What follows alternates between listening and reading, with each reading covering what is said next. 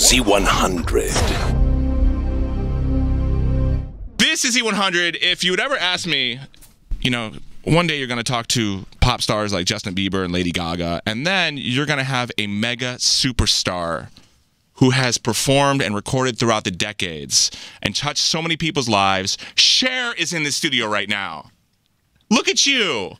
Looking amazing. Thank you. It's an honor to have you here. Thank you. It's an honor to be here. Never thought I'd ever get to meet you and talk to you. This is very cool. But we haven't met before. Oh, yeah, I was telling Cher before we started. When my mom was when my mom was 7 months pregnant with me, she was on a tour in LA on some lot at CBS, and you actually were being hurried down the hall, and you stopped and talked to my mom and asked her how she was, and we had a conversation. I think all I heard back then was, "Oh, what a nice little cool cheetahs." So it's great to meet you again after all these years. Right. And you look kind of the same. No, I've been eating a lot. It's been very sad. Yeah, I discovered what a buffet was, and that's where my life kind of changed. Things got sad. Your career transcending the decades. You have embraced change. I mean, no matter whether it was folk, disco, new wave, pop, you kind of swung through all the different eras. Right. And a lot of artists kind of get stuck in one thing, like I do this well and I don't want to change. This is the kind of music I make. Whereas you just have embraced everything throughout the years. Well, because I get bored. Okay. And also, you know, you're surrounded by things that are ever changing, and new music and new ideas and new things that spark your imagination and make you go, oh, that's cool. So I don't think it's a big thing. I just think it's fun, and, you know, and I think I was kind of able to do it. And a lot of people didn't get to kind of squeeze through that very narrow hallway. You know, it's a very small thing. I mean, I don't think anybody my age is making records. I mean, like, to try to go to radio, to try to, you know, or to be on stage in, like, no clothes. And we love it. So it's still fun for you? This is still a fun thing? If it weren't a fun thing, you would have quit a long time ago. Yeah. Do you still wake up and it's exciting? Knowing that you're recording is exciting still. You go into the recording studio, it's not a chore, it's something you want to do. Going into the studio is scary for me. It's not my favorite place. I don't feel... Like, I feel really confident on the stage. That's where that's where I shine. And I'm always a little bit tenuous going into the studio, and it's always a little bit, oh my God, this is so scary. And but I really like it. I like it. As I've said this before, I'm not a huge Cher fan, so it's hard to please me. You're not a fan of yourself? Not really. Are you ever happy? Do you ever get off stage and go, wow, that was a great show? Or is it always you turn to somebody and say, how did I do? Is that okay? No. I know when it was a great show. I'm a really good entertainer. You know? I'm really funny, and I have, you know, and I like doing it, and people know me. And if you come to my show, you're going to get everything you're hoping for and more. Was it strange the first time, or when you started noticing that you were on stage and you would look out and see a sea of cell phones, just people just looking at your show through their cell phone, taping you? Is that a weird thing? Was that a weird thing to see? Do you kind of look at that and go, why don't you just pay attention to my show and not try to savor it on your cell phone and just live in the moment? That's happened kind of, you know, the last show I did was, I don't even know how long ago, the farewell tour. So it wasn't quite happening yet. It was starting to. But I noticed one night I was at the movies, and I thought, everybody's talking on their phones. What's the deal here? And texting. I realized that they were not talking on their phones. They had their phones are up like that talking, and they were, you know, they were taking my picture. When you've been in film, is it tough to see movies without thinking about the process that goes in it, without looking at an actor and going, oh, wow, he kind of missed his mark on that? Do you see movies as I see movies, or do you see movies as an actor who's been in, I mean, your IMDb page just goes on for like 15 clicks down? It depends. I want to be entertained, so I don't want to be critical.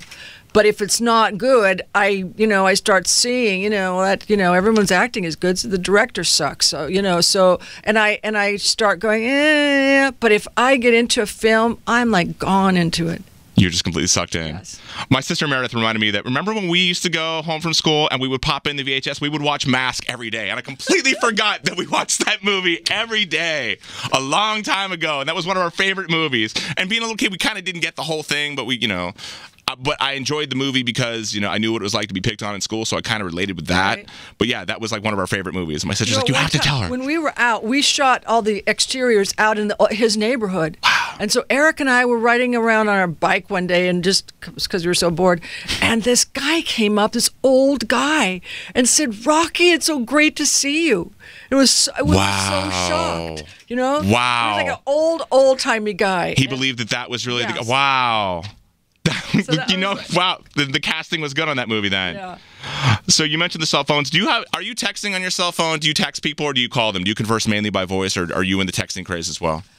It depends. I call some people. Also, sometimes, you know, you don't want to hear what they have to say. You just want to tell them what you want to say. You know?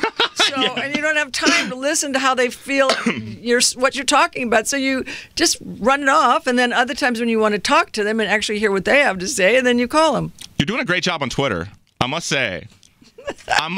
You're kicking much ass on Twitter, Cher. People think, but you know what? Like, fans think it's great, and other people go, "What the are you talking Who about?" are those people saying that? Oh, Lots. Like, "We can't understand you. Get off, bitch. You're so stupid." You know, like a million people. So look.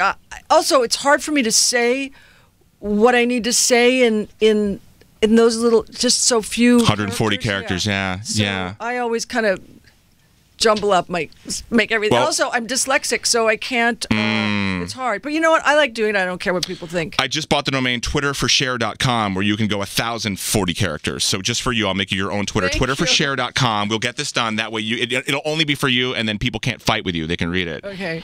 I remember when Believe came out. We had never heard autotune like that when Believe came out. When Believe autotune had never been used.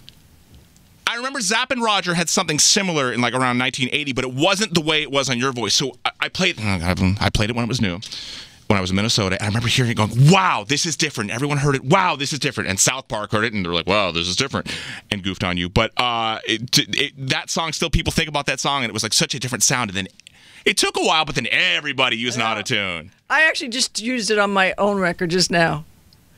Because the song, you know why we did it? Because Believe was a difficult song to do. We were ready to just give it up. My producer and I got into a huge fight, and because the verse was kind of boring, and so he kept saying, "Sing it better, sing better." It's not, you're not doing it. And finally, I just said, "If you want it better, get somebody else." And I quit F this place, and you walk out. And so I heard this boy named Roachford, and he was on with a vocoder. So I went back to Mark, and I went, "Could we do vocoder?" He said, "No, you have to start with these." But I've been playing with the pitch machine. Come tomorrow and let me play you what I did. And I came in, and we did it. We sat, and I was just like, "Oh, that's it." And that was it. Yeah, except the the record company, they were not quite into it because they said, "It doesn't sound like you." And I said, "Yeah, but it will. That's the cool part. It doesn't sound like me."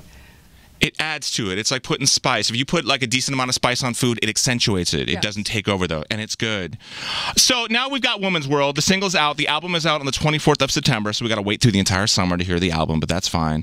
So you go in and you record Woman's World, and it's like an empowerment anthem. Yes. And when you're recording, do you have a giant smile on your face when you're like recording the vocals? I don't know. It's so long ago, I don't remember. But you know what? It's like I didn't like it that much before. I think I didn't like the demo really, and the guy sang so high, and then I went in. I think it took me an hour, Jen? Maybe an hour, almost an hour, but not quite. And it was just like sang itself. Turn Back Time did that. Same kind of thing. Yeah, it just sang itself. So great, I'm sitting here talking to you, and I'm focused on what's going on now. But I just think about the fact that you shared MTV with people like Def Leppard, like your video playing, then Def Leppard, then Two Live Crew. Is it weird though? Like there's Cher on a battleship, and then there's a Two Live Crew video coming on after you on MTV back then when they showed videos. Right, and also they played it for weeks and weeks and then banned it. Right? I know. Oh, now it's bad. Weeks and weeks, and now it's bad. You have people being named after you that are Cher Lloyd named after you, and she said something really interesting. She writes about her name. "It's tough because she's like the ultimate Cher, and I'm the little new one. I hope she doesn't mind us having the same name because it's not my fault. It's my mom and dad's fault." No, I have so many people on Twitter going, "We didn't even know you were still alive." No, God. Cher Lloyd is the real Cher. No. But, it's great. I think it's fun. It makes me laugh. I was going to say upsetting, or it's got to make you laugh. No. Are you still alive? Or we thought you were dead. What are you doing? You've got a great sense of humor about this. You're not bitter at all, it seems, with anything. Do you have any regrets from your career? Anything that was offered to you that you're like, oh man, I should have done that? Or are you just completely satisfied? No, well, I believe what belongs to you comes to you, but I did get offered, but I was sick. The movie that Sue and Gina Davis did. That one where they drive off the cliff at the end. Help me. So it's the Thelma and Louise? Yeah. You were offered that? Which role? Thelma or Louise? Sue? Susan's part. Wow. You could have driven off that cliff at the end. Yeah. And I'm sorry, spoiler alert, but the movie's been out for 20 years. Right, yeah. Wow. Well, you said a regret. That's kind of a regret. And you watch that movie. That'll be on HBO 2 at 3 in the morning, and you'll be up and you'll watch it, and you'll be like, damn. No, it came to Sue. Wow, things that I never knew. Real quick before we go, a little segment here I want to play called Does Cher Care? Random things. You tell me your thoughts on them, okay?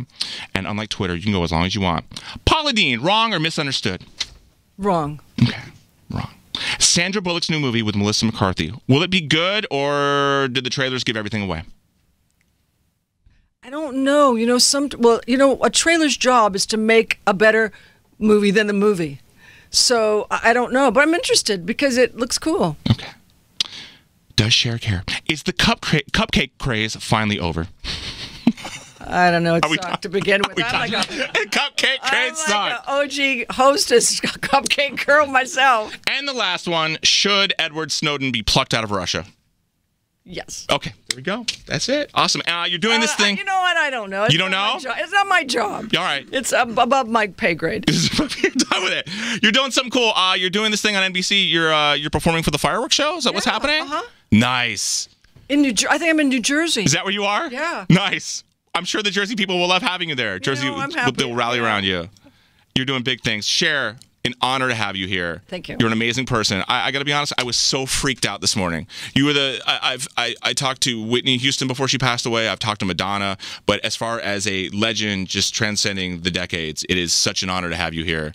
And I will remove my face from your rear end. But it has been a pleasure speaking with you. I was afraid you were going to be serious and you were just not going to play the reindeer games. And you have been brilliant. So thank you. What was the reindeer games? Just me being an idiot. And sometimes people what the hell is this guy talking about? Let's get idiots. Nice. And I love it. Okay. Cher's at Z100. Thank you. Okay.